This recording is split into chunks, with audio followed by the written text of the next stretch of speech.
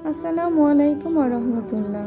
প্রিয় দিনী ভাই ও বোনেরা, আপনি কি জানেন বছরের এমন একটি দিন আছে যেদিন আল্লাহ তাআলা তার বান্দাদের জন্য বিশেষ রহমত, ক্ষমা ও বরকতের দরজা খুলে দেন।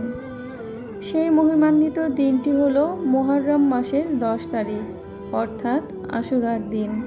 আজকের এই ভিডিওতে আমরা জানব আশুরার দিনে আল্লাহ তাআলা বান্দাদের জন্য যে 5টি বিশেষ রহমত দান করেন, তা কোরআন ও সহিহ হাদিসের আলোকে। তাই ভিডিওটি শেষ পর্যন্ত দেখুন। আল্লাহ তাআলার প্রথম রহমত হলো 1 বছরের গুনাহ মাফের সুসংবাদ। আশুরার দিনে সবচেয়ে বড় রহমত হলো গুনাহ মাফ।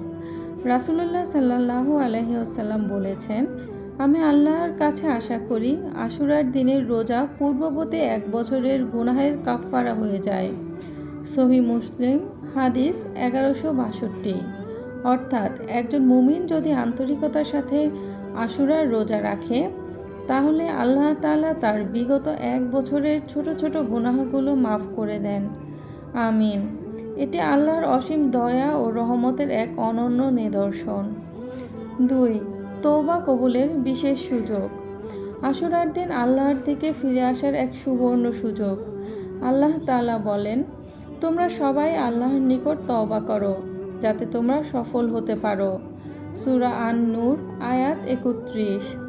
ইসলামের ইতিহাসে বর্ণিত হয়েছে যে এই দিনে আল্লাহ তাআলা অনেক নবী ও তার অনুসারীদের বিপদ থেকে মুক্তি দিয়েছেন। তাই এই দিনে বেশি বেশি ইস্তেগফার, তওবা ও দোয়া করা উচিত। হয়তো এই আশুরাই আপনার জীবনের পরিবর্তনের কারণ হয়ে যেতে পারে। 3. দোয়া কবুল হওয়ার আশাব্যঞ্জক সময়। আশুরার দিন ইবাদত ও দোয়ার দিন। যদিও নির্দিষ্ট কোনো সহিহ হাদিসে আশুরার দিনের সকল দোয়া কবুলের কথা উল্লেখ নেই, তবে এই দিনটি অত্যন্ত ফজিলতপূর্ণ হওয়ার কারণে আল্লাহর রহমত লাভের বিশেষ সময়। তাই এই দিনে নিজের জন্য, পরিবারের জন্য, রিজিকের জন্য, রোগ মুক্তির জন্য এবং দুনিয়া ও আখিরাতের কল্যাণের জন্য বেশি বেশি দোয়া করুন। কারণ আল্লাহ তাআলা বলেন, তোমরা আমাকে ডাকো, আমি তোমাদের ডাকে সাড়া দেব। সূরা গাফির আয়াত 60। 4. নবীদের স্মরণে ঈমান শক্তিশালী হওয়ার সুযোগ। আশুরার দিনের সঙ্গে জড়িয়ে আছে মহান নবী মুসা আলাইহিস সালামের ইতিহাস। রাসূলুল্লাহ সাল্লাল্লাহু আলাইহি সাল্লাম যখন দেখলেন ইহুদিরা এই দিনে রোজা রাখছে, তখন তারা বলল, এই দিনে আল্লাহ মুসা আলাইহিস সালাম ও তার জাতিকে ফেরাউনের হাত থেকে মুক্তি দিয়েছিলেন। তখন রাসূল সাল্লাল্লাহু আলাইহি সাল্লাম বললেন, মুসার ব্যাপারে আমরা তোমাদের চেয়ে বেশি হকদার। এরপর তিনি নিজে রোজা রাখলেন এবং সাহাবীদেরও রোজা রাখতে নির্দেশ দিলেন।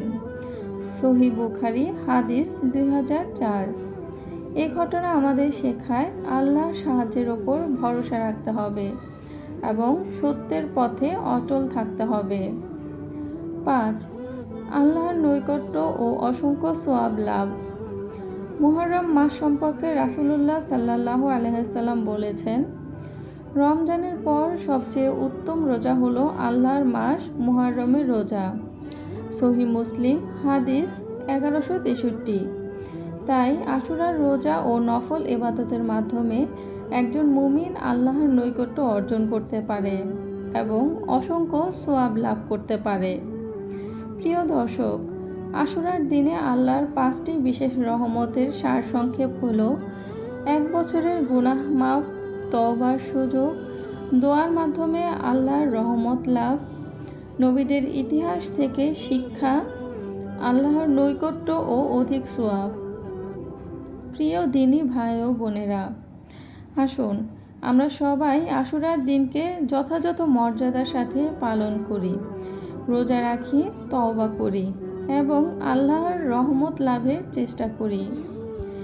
ভিডিওটি ভালো লাগলে ভিডিওতে একটি লাইক, শেয়ার এবং সাবস্ক্রাইব করতে ভুলবেন না। দেখা হবে পরবর্তীতে কোরআন ও হাদিসের আলোকে বিশেষ কোনো আমল নিয়ে, যা আমাদের জীবনের সকল সমস্যা সমাধান করে দিতে পথ দেখাবে ইনশাআল্লাহ। ভিডিওটি ভালো লাগলে লাইক, শেয়ার এবং সাবস্ক্রাইব করতে ভুলবেন না। আসসালামু আলাইকুম ওয়া রাহমাতুল্লাহি ওয়া বারাকাতুহু।